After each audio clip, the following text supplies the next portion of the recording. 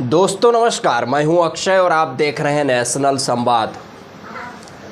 कल 19 अप्रैल को भारत में देश में प्रथम चरण का मतदान संपन्न हो चुका है, जिसके अंतर्गत पश्चिमी उत्तर प्रदेश में भी 8 लोकसभा सीटों पर चुनाव संपन्न हो चुका है। इन 8 लोकसभा सीटों का आंकड़ा क्या है? दरअसल में अभी रिजल्ट तो आया नहीं है, रिजल्ट आने तक इंतज़ार करना पड़ेगा, लेकिन फिर भी एक अनुमान लगाया जा रहा है।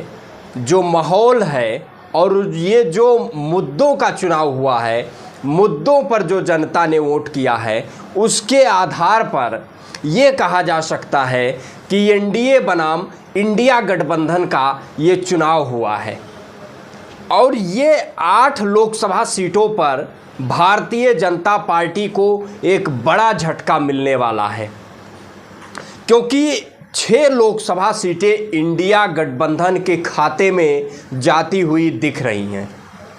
वो 6 लोकसभा सीटें क्रमवार Kairana Lok Sabha seat, Saharanpur Lok Sabha seat, Muzaffarnagar Lok Sabha seat, Nagina Lok Sabha seat, Moradabad Lok Sabha seat और रामपुर लोकसभा सीट, ये 6 लोकसभा सीट ऐसी है जिस पर ये माना जा रहा है कि इंडिया गठबंधन जीत दर्ज करने जा रहा है।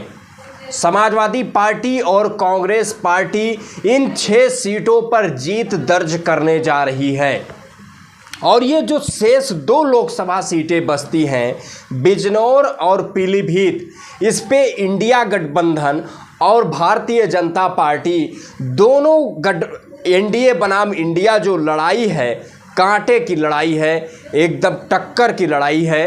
अब देखना ये है कि ये 2 सीटें बीजेपी के खाते में जाती है या इंडिया गठबंधन के खाते में जाती है।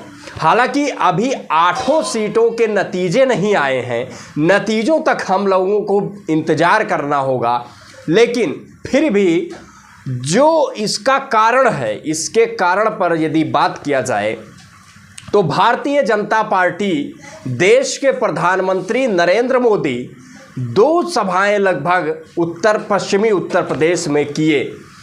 उत्तर प्रदेश के मुख्यमंत्री योगी आदित्यनाथ लगभग 21 जनसभाओं को संबोधित किए और बीजेपी के तमाम वो बड़े नेता रोड शो से लेकर और जनसभाओं को संबोधित किए। वहीं पर समाजवादी पार्टी के राष्ट्रीय अध्यक्ष अखिलेश यादव, प्रियंका गांधी, मायावती, आकाश आनंद और यहाँ तक कि राहुल गांधी और अखिलेश यादव का संयुक्त प्रेस वार्ता भी हुआ। तो ये काफ़ी प्रभाव पड़ा, ये जो प्रचार प्रसार सभी पार्टियों द्वारा किया गया। खासकर बात किया जाए तो भारतीय जनता पार्टी के नेताओं के पास, बीजेपी के पास हिंदुत्व का मुद्दा, राम मंदिर और CA/NRC जैसे मुद्दों के अलावा कोई भी मुद्दा नहीं था। लेकिन समाजवादी पार्टी के राष्ट्रीय अध्यक्ष अखिलेश यादव ने जो PDA का नारा दिया है, पिछड़ा दलित अल्पसंख्यक का नारा दिया है, पिछड़ा दलित आदिवासी का नारा दिया है और उन्होंने जो पीड़ित शोषित अगड़े समाज के लोग हैं, यानी 90% लोगों को जो जोड़ने की कोशिश की है समाजवादी पार्टी ने, और जाति आधारित जनगणना की बात की है और युवाओं को रोजगार के लिए बात की है, महंगाई से मुक्ति पाने की बात अखिलेश यादव ने किया है और किसानों को MSP देने की गारंटी उन्होंने लिया है।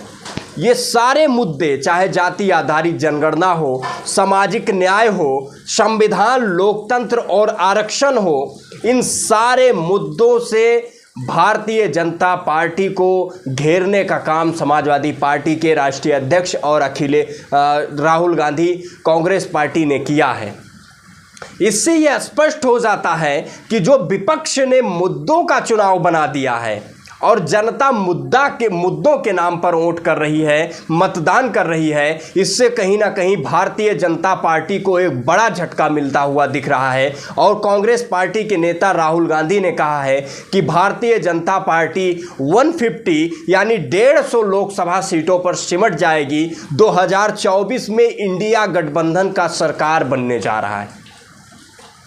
खैर, इस बात का हम लोगों को इंतजार करना होगा जब तक चुनाव संपन्न होने के बाद काउंटिंग नहीं हो जाती है। लेकिन ये जो उत्तर प्रदेश के पश्चिमी उत्तर प्रदेश 8 लोकसभा सीटों पर संपन्न हुआ है चुनाव, इस पे ये जो आंकड़े हैं ये कहीं ना कहीं भारतीय जनता पार्टी के लिए एक चुनौती, एक झटका दे सकता है। इस विषय पर आप सभी लोगों की क्या प्रतिक्रिया है? आप अपनी प्रतिक्रिया कमेंट बॉक्स के माध्यम से अवश्य दें। यदि वीडियो को यूट्यूब चैनल पर देख रहे हैं तो चैनल को सब्सक्राइब करें, वीडियो को फेसबुक पेज पर देख रहे हैं तो पेज को फॉलो करें। देखते रहें नेशनल संवाद। तब तक के लिए जय हिंद, जय भारत।